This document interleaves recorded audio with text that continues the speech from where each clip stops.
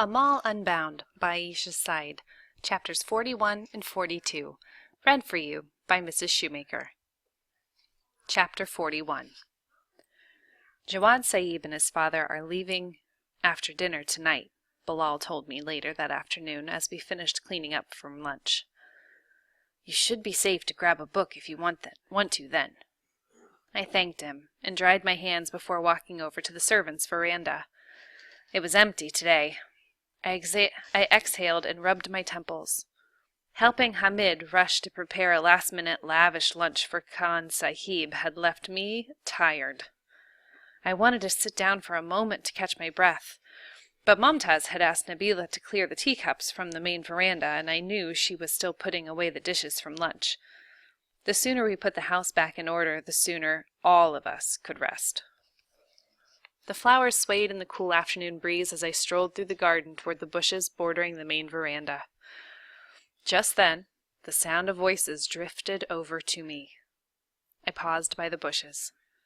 They were male voices coming from the other side, steps from where I stood. It had to be Jawad Sahib and his father. "What did you want me to do?"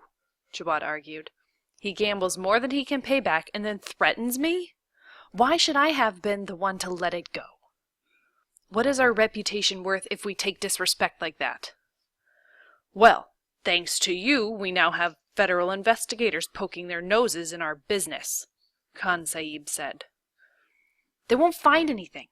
My men took care of it." "Well, let's hope you're right for both our sakes." "I know I'm right. My men enforce all my debts, and they're meticulous. They wouldn't harm the hand that lines their pockets." "Which one took care of this one?" "Rehan. I only trusted it to him." "Tell him to move the body farther out after the investigation dies down. I'm not comfortable with it being so close to home." Their voices stopped. The door opened and shut in the distance. Tightness squeezed my chest. I knew Jawad Sahib's men threatened people and destroyed property. But they killed people? Fawzi had said one of his officers was demanding more money. Was this the danger she faced if she couldn't pay? I backed away from the bushes. Only then did I realize I wasn't alone. Nabila was staring at me. Her expression was somber. "Nabila," I began. How much had she heard? She shook her head furiously and pressed a finger to her mouth. "Don't say a word," she whispered, gesturing to the balconies and the windows all around us. "You never know who's listening." Chapter 42. "Nabila is acting strange," Mumtaz said to me that evening. "What do you mean?" "She didn't eat lunch. Caught her wandering the servants' quarters a little while ago. She was crying, won't tell me what it is." "I'll talk to her," I offered. I walked down to the servants' quarters and peeked into each half-open room until I at last found her. She was sitting cross-legged on her bed, studying her nails. I took in the dirty concrete floor, the cracked walls. This was the room I might have had. "We need to talk," I said. "Not now," she whispered without looking up. "Jawad and his father are leaving tonight.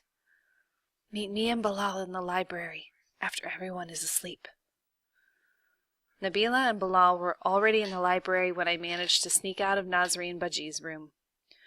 The room was dark, lit only by the glow of a small desk lamp. When I closed the door behind me, Nabila walked over to the room and lifted a small ceramic pot resting on the sill. She stuck a finger into the dirt and pulled out a key. "Nabila, this isn't a good idea," Bilal said. "I have to know," she told him. She turned and handed me the key. "Please, I need your help. He keeps the debts people owe him, filed in there." She pointed to the filing cabinets. "Everything everyone owes him, can be found in those cabinets. Can you see if the name Latif is in there? Babar Latif? Do you think he owed him money, or borrowed money? Knowing him, yes, she said. Nabila, Bilal sighed. I know, Nabila said, but I have to find out. I turned the key to the first silver cabinet and went through the files. When I tried the next one, I saw his name. It's here. I pulled it out and showed her. What does it say? She asked. A tear slipped down her cheek. Bilal put an arm around her. He borrowed some money. I scanned the handwritten notes. Gambling debts, a loan for a motorcycle. The record stops about 4 or 5 months ago. Makes sense. He's been dead 5 months. Oh, Nabila. I lowered the folder. Was he a relative? My cousin. He was the only one who never forgot me, who checked in on me and made sure I was okay. He was the sweetest person I knew. They found his body in the field not far from here. He had just come to see me that morning. Her voice cracked. Well, at least I know. Now I know what happened.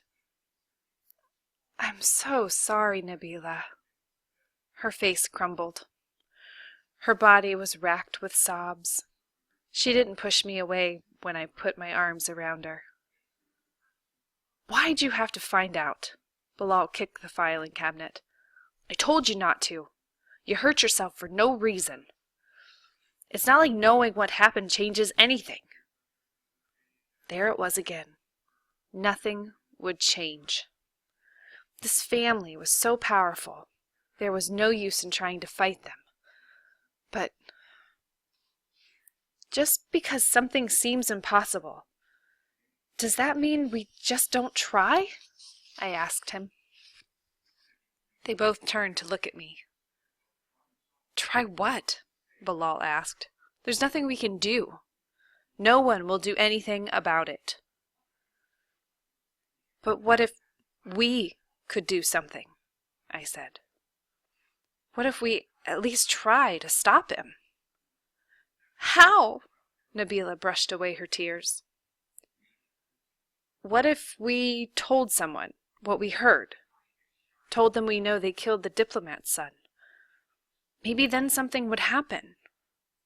Right, Nabila sniffed. They'll take our word over theirs. She was right.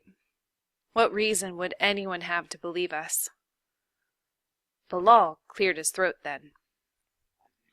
What if it wasn't just our word? He said quietly. What if we could tell them where the body was?